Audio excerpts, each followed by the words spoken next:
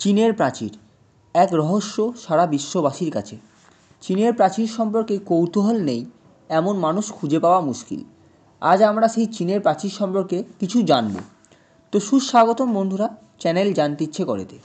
বিশ্বের অন্যতম জনবহুল দেশ হলো চীন এবং বিশ্বের সবথেকে আশ্চর্য ও দীর্ঘ প্রাচীর এই চীন দেশে অবস্থিত।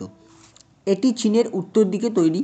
এটি স্টোন ড্রাগন নামেও পরিচিত, কারণ চাইনিজরা ড্রাগনকে তাদের রক্ষাকর্তা মনে করে থাকে। আবার অন্যদিকে এই প্রাচীর নির্মাণ কাজে নিয়োজিত যেসব শ্রমিকরা কঠোর পরিশ্রম করতে পারত না, তাদের ওই দেওয়ালে কবর দেওয়া হয়েছিল। তাই এই প্রাচীরটিকে বিশ্বের দীর্ঘতম কবরস্থানও বলা হয়ে থাকে। চীনের এই মহাপ্রাচীর কেবল পাথর এবং মাটি দিয়ে তৈরি।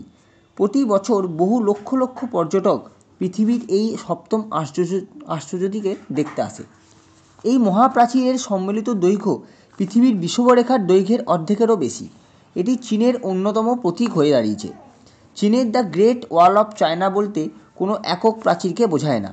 চীনের রাজবংশের প্রাচীরগুলোকে একত্রে the great wall of China বলা হয়। উত্তর চীনের প্রায় 15টি অঞ্চল জুড়ে এটি তৈরি।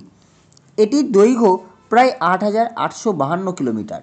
এই প্রাচীরের সবথেকে প্রাচীন অংশ প্রায় 2,700 বছরের পুরানো। এর গড় উচ্চতা 20 ফুট এবং সর্বোচ্চ প্রায় 40 ফুট। এই প্রাচীরের সর্বশেষ অবস্থান সমুদ্রপৃষ্ঠ বরাবর এবং সর্বোচ্চ অবস্থান 4,700 ফুট ওপরে। চীনের প্রাকৃতিক বৈচিত্র্য প্রচুর। একদিকে যেমন চাষের উপযুক্ত পরিবেশ, তেমনি অন্যদিকে ঠিক এর উল্টো, যা অনুর্বর জমি এবং মরুভূমি আছে। প্রথমেই সাংঝাই প্রান্তে থাকা মানুষজন ইয়েলো রিভারের সাহায্যে চাষবাস শুরু করে।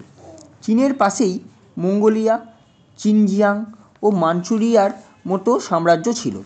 এখানে কোনো চাষাবাদ ছিল না, ফলত এখানকার মানুষেরা প্রায় চীনের ফসল লুট করতে আসতো। এরা বেশিরভাগই ছিল যাযাবর। এদের হাত থেকে চীনকে রক্ষা করার জন্য এখানকার প্রথম রাজা কিং সিং হুয়াং প্রায় 223 বিসিতে বহু চর্চিত চীনের এই প্রাচীর তৈরি করে এবং এই প্রাচীর প্রায় 2000 বছর লেগেছে সম্পূর্ণ শেষ হতে। এই চীনের প্রাচীর তৈরি করতে চীনের 20টি রাজবংশ লেগেছে। এই দেওয়াল এতটাই চওড়া যে 5টা ঘোড়া এই দেওয়ালের মাঝ বরাবর পাশাপাশি যেতে পারবে।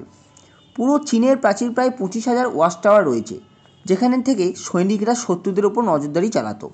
এই প্রাচীর তৈরিতে প্রায় 10 লক্ষ মানুষকে কাজ করানো হয়। প্রাচীর তৈরি করতে গিয়ে প্রায় 4 লক্ষ শ্রমিক এর মধ্যে মারা যায়। তাদের প্রত্যেককে এই দেওয়ালের মধ্যে সমাধিস্থ করা হয়। এটিকে প্রাচীর বলা হলেও সাধারণ কোনো প্রাচীর এটি নয়। এটি বিভিন্ন দুর্গ, সেনানিবাস, পর্যবেক্ষণ চৌকি, সুবিধাপ্রাপ্ত স্থাপনা। কিন্তু সবসময় এই প্রাচীর চীনকে শত্রুদের হাত থেকে যে রক্ষা করেছে তা কিন্তু বলা যায় না। যেমন 13 শতকে চেঙ্গিস খানের নেতৃত্বে চলা আক্রমণে মঙ্গল বাহিনী এই প্রাচীর ভেদ করতে সক্ষম হয়। অনেকে বলে থাকে চীনের এই প্রাচীর নাকি চাঁদ থেকেও দেখতে পাওয়া যায়, যা সম্পূর্ণ একটি ভুল ধারণা। এমনকি পৃথিবীর নিম্নকক্ষ পথ থেকেও এটি খালি চোখে দেখা যায় না। চীনের অন্যতম পর্যটন ক্ষেত্র হয়ে উঠেছে এটি। তো আপাতত এইটুকু বন্ধুরা, আপনাদের অসংখ্য ধন্যবাদ। এখনও আমার চ্যানেলটি যারা সাবস্ক্রাইব করেননি তারা সাবস্ক্রাইব করবেন, শেয়ার করবেন, কমেন্টে কিছু জানানোর থাকলে অবশ্যই জানাবেন। আপনারা পাশে থাকলে আমি আরও উৎসাহ পাবো। বেল আইকনটি প্রেস করে আমার পাশে থাকবেন। তো ধন্যবাদ সবাইকে।